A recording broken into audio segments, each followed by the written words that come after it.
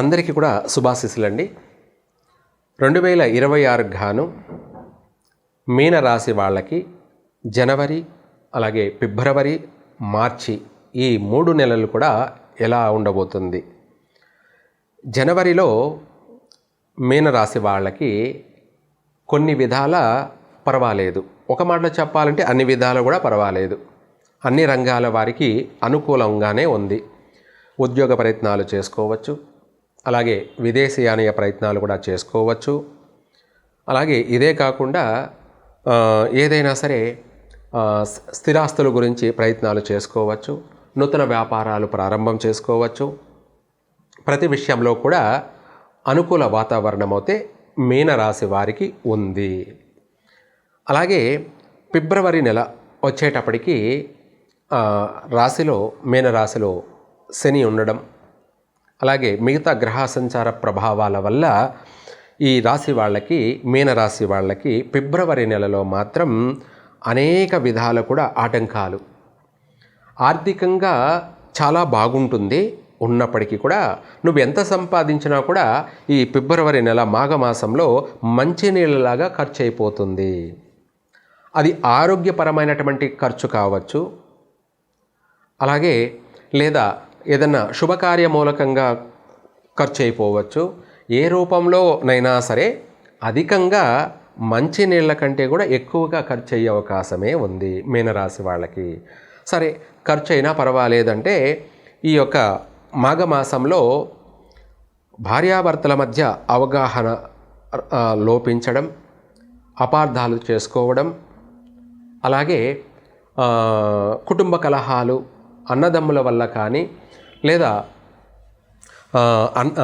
భార్యాభర్తలతో, తల్లిదండ్రులతో కానీ, లేదంటే స్నేహితులతో కానీ, చేసే ఉద్యోగం చాటి ఉద్యోగస్తులతో కానీ శత్రుత్వాలు, విరోధాలు, ఎడబాట్లు అనేటివి అధికంగా జరిగే అవకాశాలు ఉన్నాయి. తర్వాత వాహన ప్రమాదాలు కూడా అధికంగా సంభవించే అవకాశం కనపడుతుంది. ఈ యొక్క మాఘమాసంలో ఎటువంటి నూతన వ్యాపారాలు ప్రారంభం చేయొద్దు. ఎటువంటి శుభకార్యాలు కూడా నన్ను అడిగితే మీరు చెయ్యొద్దు. కావాలంటే శుభకార్యాల్లో పాల్గొనండి.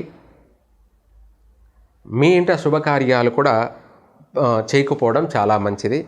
ఎందుకంటే ఈ మాసం కలిసి రాకపోవడం వల్ల ఇప్పుడు చేసిన శుభకార్యాలు మధ్యలోనే అనుకోకుండానే ఆగిపోయే అవకాశాలు ఉన్నాయి.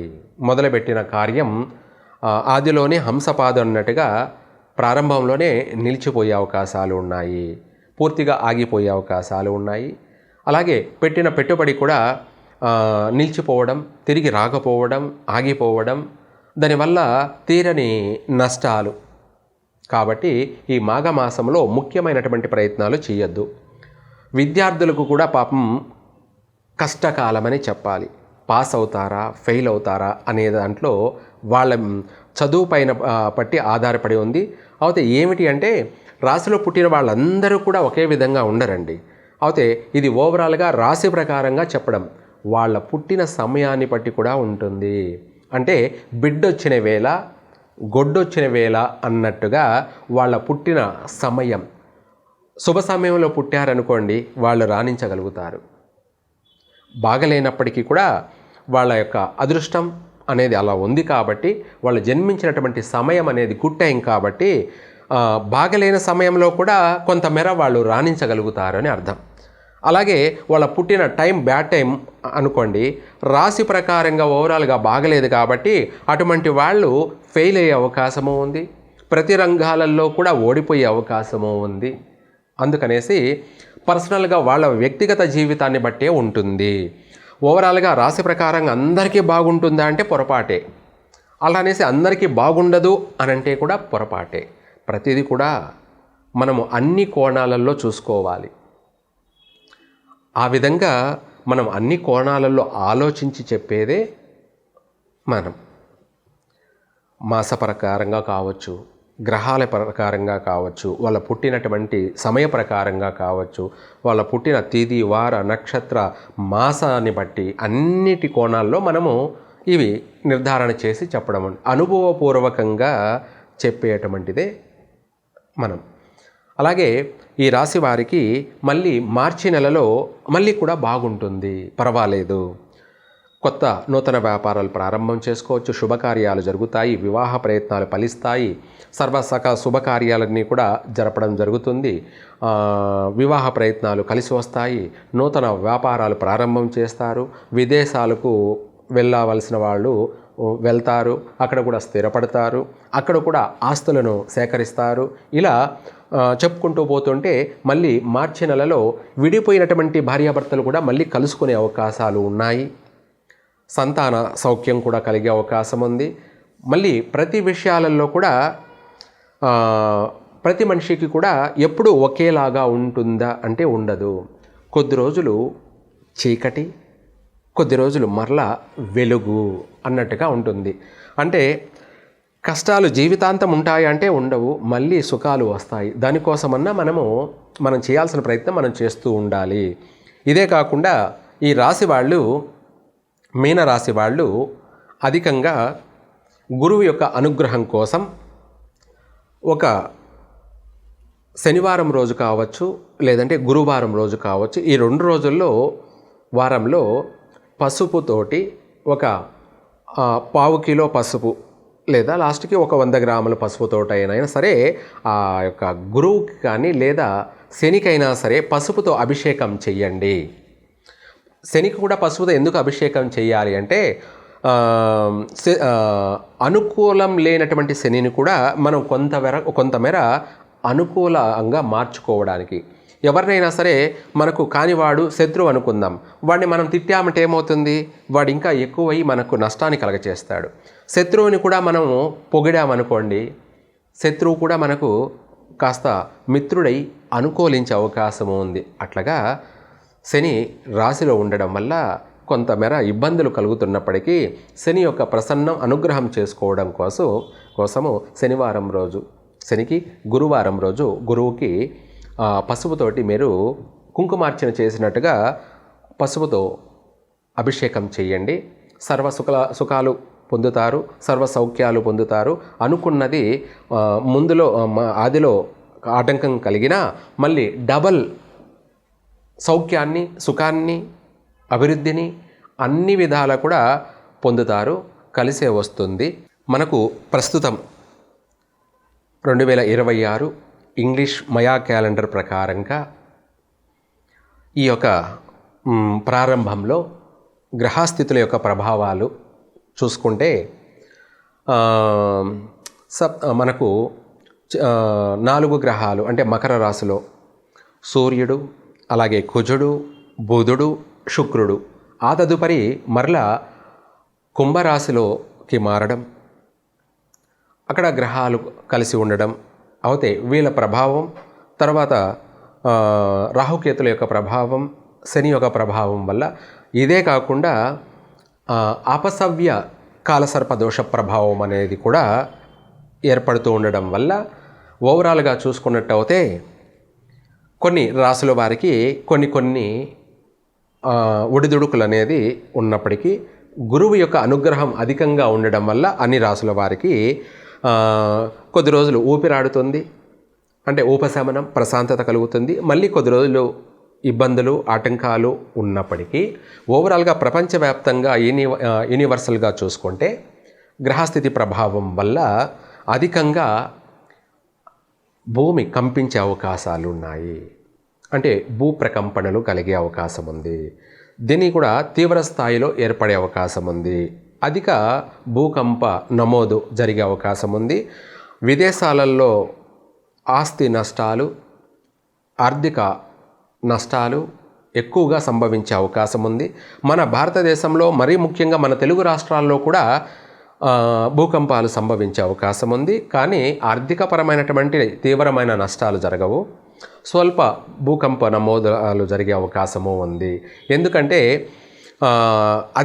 అధిక తీవ్రమైనటువంటి ఉష్ణ ప్రభావం వల్ల, అలాగే అపసవ్య కాలసర్పదోష ప్రభావం వల్ల ధనుసు రాశి, మకర రాశి, కుంభరాశిలోకి గ్రహ సంచార ప్రభావాల వల్ల తీవ్రమైనటువంటి ఫైరింగ్ లాంటి నష్టాలు. ఫైరింగ్ అంటే ఇండ్లల్లోనే ఎలక్ట్రికల్ ఫైర్ వల్ల కావచ్చు, గ్యాస్ ఫైర్ జరగడాలు కావచ్చు, ఇటువంటి వాటి వల్ల ప్రమాదాలు సంభవించే అవకాశం ఉంది, ప్రాణ నష్టాలు జరిగే అవకాశం ఉంది ఇళ్లలోనే. తర్వాత వాహన ప్రమాదాలు, తీవ్రమైనటువంటి వాహన ప్రమాదాలు సంభవించే అవకాశం ఉంది. ఎలక్ట్రికల్ బైకులు ఫైర్ అయ్యే అవకాశం ఉంది. గ్యాస్ ఎలక్ట్రికల్ వెహికల్స్ కూడా పేలే అవకాశాలు, ప్రమాదాలు ఉన్నాయి. అలాగే అధికమైనటువంటి వాహన ప్రమాదాలు సంభవించే అవకాశం ఉంది. యాక్సిడెంట్లు కూడా అధికంగా జరిగే అవకాశం ఉంది.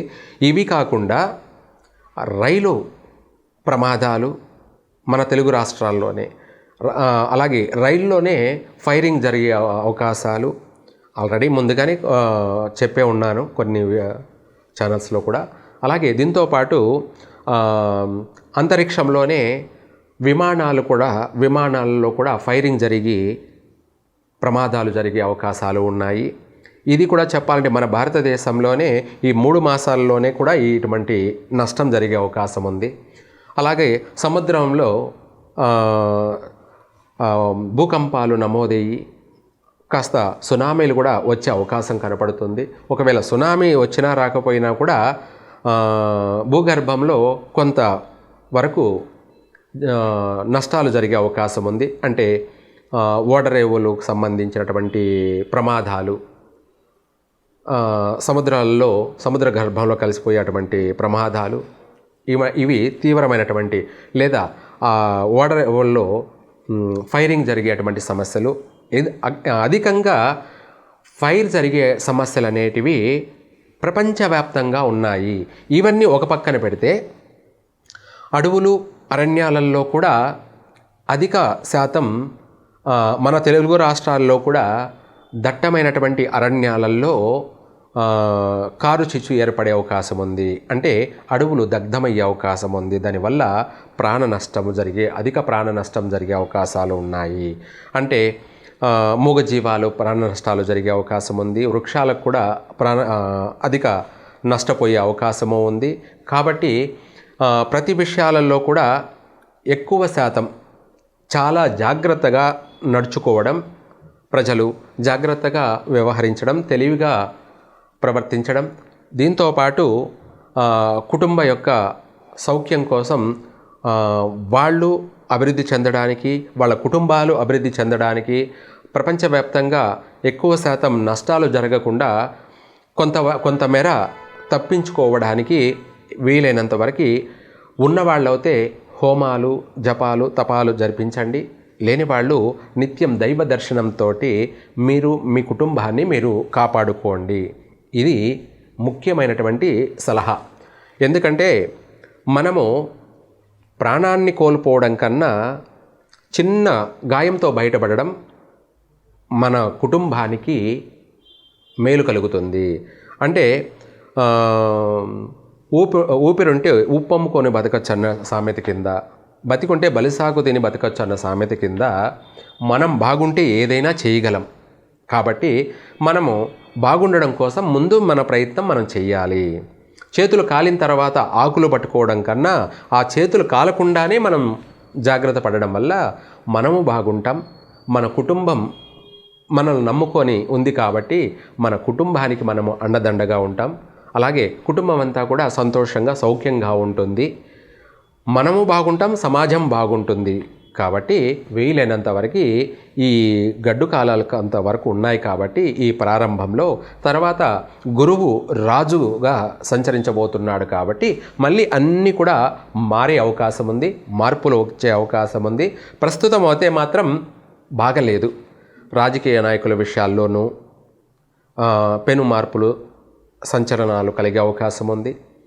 ఆరోగ్యపరమైనటువంటి విషయాలలో కూడా అధిక ఉష్ణం వల్ల జ్వరపీడితులుగా అయ్యే అవకాశము ఉంది. అలాగే కడుపుకు సంబంధించి, తలకు సంబంధించినటువంటి, నరాలకు సంబంధించినటువంటి ఆరోగ్య సమస్యలు ఏర్పడే అవకాశాలు ఉన్నాయి. అధిక వాహన ప్రమాదాలు, అధిక గ్యాసు సంబంధించినవి, అలాగే ఎలక్ట్రికల్ సంబంధించినటువంటి, అగ్ని ఫైర్ సంబంధించినటువంటి అధిక సమస్యలు ఉన్నాయి. కాబట్టి వాటి అన్నిటినీ కూడా మనము తప్పించుకు తిరుగువాడు దన్నేడు సుమి అన్నట్టుగా ప్రతి ఒక్కరూ కూడా జాగ్రత్త, తస్మాత్ జాగ్రత్త. సుఖంగా సౌఖ్యంగా జీవించండి. కుటుంబ బాధ్యతలను సక్రమంగా నిర్వర్తించండి. సర్వే జన సుఖినో భవంతు.